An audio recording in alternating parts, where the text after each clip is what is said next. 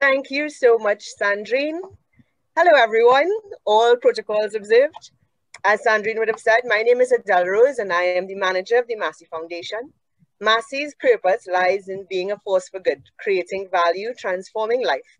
And the foundation has the undeniable honor of making this purpose a reality through the funding of projects that alleviate poverty, promote sustainable development, and impact our youth, education, arts and culture, and communities. This, of course, includes initiatives such as Global Entrepreneurship Week and partners such as Youth Business Trinidad and Tobago. So I'd like to tell you a little story. Some of you may have heard it before, or if you were at different events that the foundation has sponsored as related to entrepreneurship. But some of you may not have heard it already. So here we go. Once upon a time, a young man, let's call him Harry, was born in Lincolnshire, England, to a reasonably well-off family. He was privately educated, trained as an engineer, and given the opportunity to gain work experience at different engineering companies in a number of positions, including as a draftsman, works manager, and marine engineer.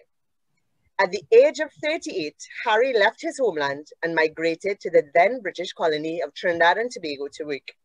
Within 10 years, he had established his own successful company in Trinidad. Sounds like a pretty sweet and easy life for an entrepreneur, right? So let's stick a pin in Harry's story for now, and let me introduce you to a new character who we'll call Charles. Charles was born in Trinidad in 1897 and grew up with 4 sisters. Maybe it was thanks to his siblings that he learned how to deal with adversity and sweet talk his way out of a situation. By the ripe old age of 15, Charles had to give up his formal education at the illustrious Queen's Royal College and join the workforce in order to help support his family. When World War I broke out, Charlie enlisted with the 8th Battalion of the British West Indian Regiment, serving in Italy and France, and rising to the rank of captain. Upon returning to Trinidad, he once again joined the workforce, but his interest was piqued by some new technology that had become popular globally and was slowly making its way into Trinidad and Tobago. At the age of 27, Charles therefore took a leap of faith and a heavy loan and formed his own company. He experienced some moderate success as an entrepreneur, at least until the Great Depression struck in the 1930s, wreaking havoc on the global economy and impacting the flow of commerce in Trinidad and Tobago. And at this point, Charles' story crossed paths with Harry's. With businesses in Trinidad faltering during this period, Harry and Charles were advised by their bankers to join forces in order to weather the storm, which they did.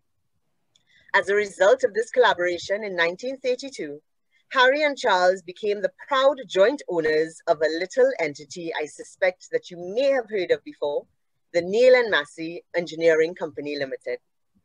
As a result, these two entrepreneurs, Harry Neil and Charles Massy, understood and played to their individual strengths, with each allowing the other to control the aspects of their business that they were best tailored to. They were able to not just survive the Great Depression, but to create a legacy that still stands today. So what can you learn from Mr. Charles and Mr. Massy? One, that limited capital and resources can be an entrepreneur's best friend. Why? Because they encourage creative, innovative solutions and often force you to take the road less traveled, which in turn affords you a unique position in the market. Two, that timing is just as important as any other input. Taking that leap of faith at the right time can make all the difference in the world.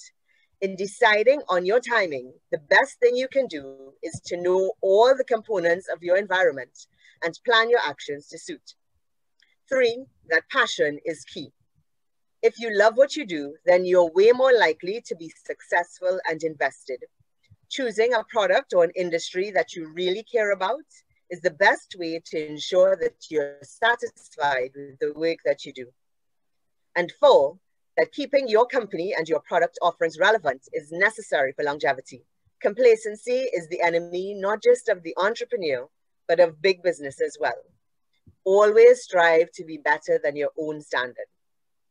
I often wonder if Harry Neil and Charles Massy could ever have conceived of what the future would hold for their company when they first started it in 1932, and what they would think about the regional powerhouse that Massy has become today.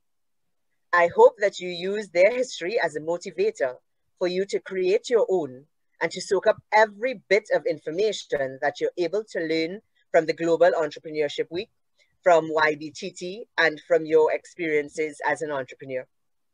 The Massy Foundation would like to thank YBTT for the opportunity to partner with them on this very worthwhile initiative over the past few years.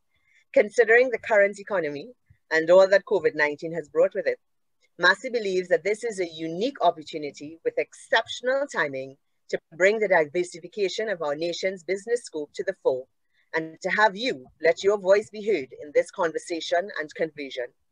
We'd also like to thank all of our fellow sponsors and partners for their commitment to our youth and the nation's future. In closing, I'd like to leave you with some words from Charles Massy, who was once known as Trinidad's best salesman. He said, "I pick the brain of all the top executives who we deal with. That's the best education you can get. The important thing is to talk to people who are experienced and who have a track record in a particular industry. You don't have to invent the wheel yourself. You copy and you learn from it." I encourage you to use this year's GEW as a building block to do the same. Thank you.